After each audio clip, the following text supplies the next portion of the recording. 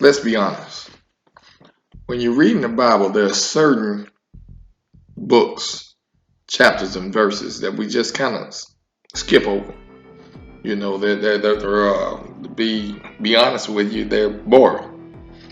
Like when God gives Moses the instructions to build the ark, or when you're going through the genealogy of Jesus in Mark and Luke, or when you're going through the genealogy of Esau in Genesis 36.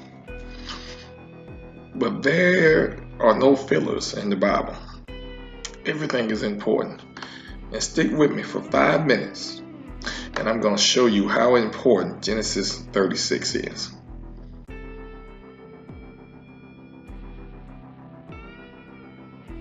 Genesis 36 is the genealogy of Esau, and it reads like this. Now these are the generations of Esau, who is Edom.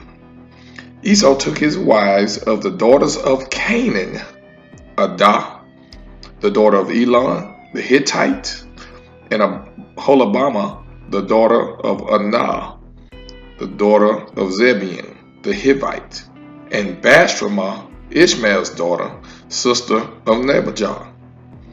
And Adah bare to Esau Eliphaz, and Bashramah bare Ruel. Now, if you don't have any other background of the Bible, then that means nothing to you. But let me show you how important that is. Now, there's a scripture in the Bible that says, Jacob have I loved, Esau have I hated. Why did God hate Esau? If we look closely at Esau's wives, these are Canaanite wives. 2 of them. One of them, Bashemah, is the daughter of Ishmael, who is Abraham's other son. So that's a righteous union. But God in Deuteronomy 7:3 tells the Israelites not to make marriages with these Canaanites, because they're going to turn your sons away from following me, and they will serve other gods. So Esau did just that. Now let's go back to Genesis 3, verse 14 and 15. It says, And the Lord said unto the serpent, Because thou hast done this, thou art cursed above all cattle and every beast of the field. Upon thy belly shalt thou go, and dust shalt thou eat all the days of thy life. And I will put enmity between thee and the woman, and between thy seed, talking about the serpent, and her seed, the woman's seed. It shall bruise thy head, and thou shalt bruise his heel. So now we're seeing that there's going to be a battle. It's setting the stage for a battle between the woman's seed and the serpent's seed. Jacob have I loved, Esau have I hated. Watch this in Jeremiah 49. This is how you put all this together. Jeremiah 49 and 10. But I have made Esau bare. I have uncovered his secret places, and he shall not be able to hide himself. His seed is spoiled, and his brethren and neighbors, and he is not. Okay. His seed is spoiled. Who did he give his seed to? Remember? The Canaanite. These Canaanites are Nephilim. They're of the Nephilim seed back in Genesis 6, where the angels came down and slept with women. We go more in depth into this in our study on who are they, the days of Noah. You can go back and reach a more in-depth understanding on who are they. Who are these beings? Who are the Canaanites? They have the Nephilim seed. This is why God tells Moses and Joshua to destroy them all. These are not people. They are the Nephilim seed. Esau, he goes in and he marries them. Now his seed is tainted, like we just read in Jeremiah 49:10.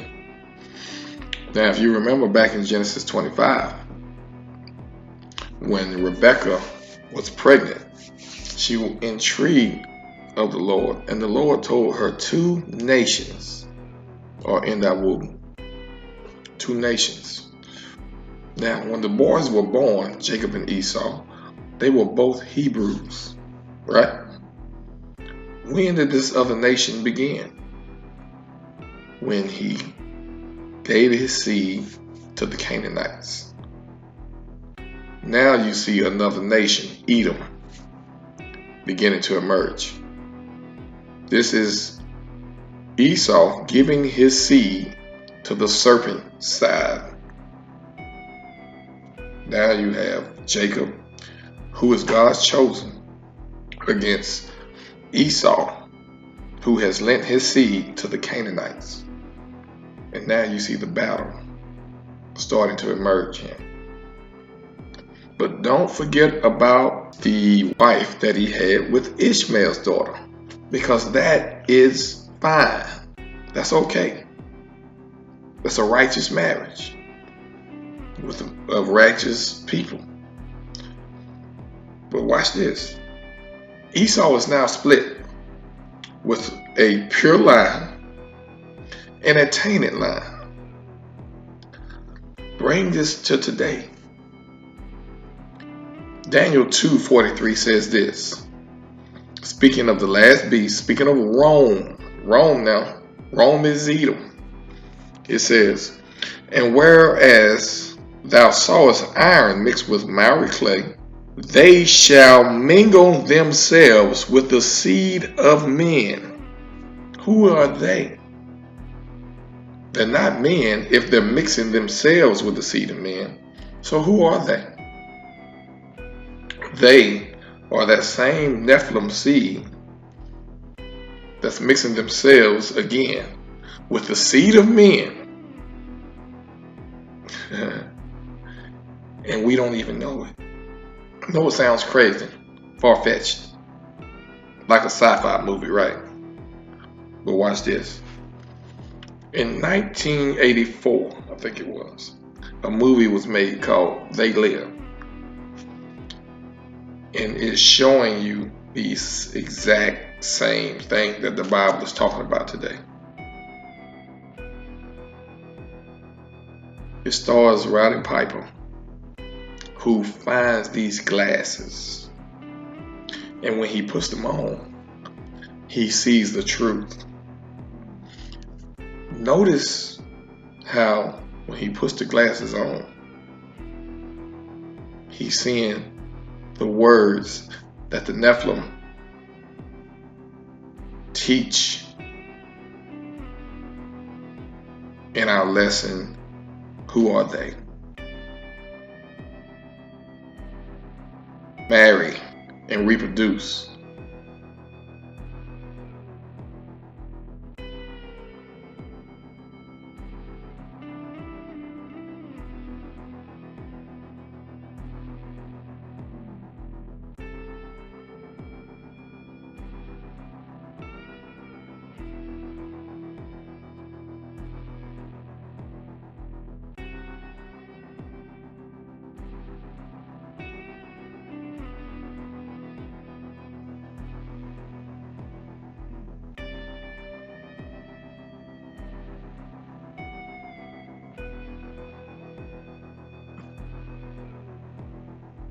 Stay asleep.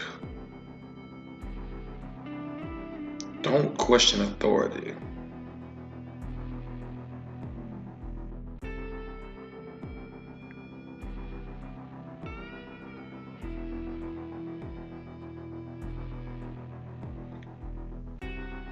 Now notice when he looks at the man who looks like he's higher up, he's well off. He's got a suit on. He looks normal when he takes the glasses off. But when he puts them on, he can see the truth. Notice the Israelite brother. He's normal.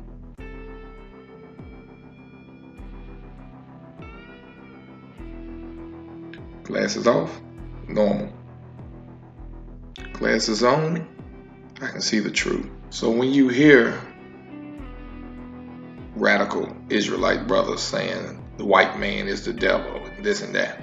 Well, it's only half true. And you don't have to be a white man to be a devil. But this is what they're missing. It's not all white people. Notice there were white people walking by who were normal. They represent the marriage that Esau had with Ishmael. The guy who you see in the video who looks like a skeleton, he represents the marriage that he had with the Canaanites. And we're all walking amongst each other. And you don't know who is who. And you will never get this unless you know the truth. And it is a brilliant idea on Satan's behalf that he'd hide in the seed of Esau, the white man, to make the black man hate all white people. Just another tool of Satan to keep us divided.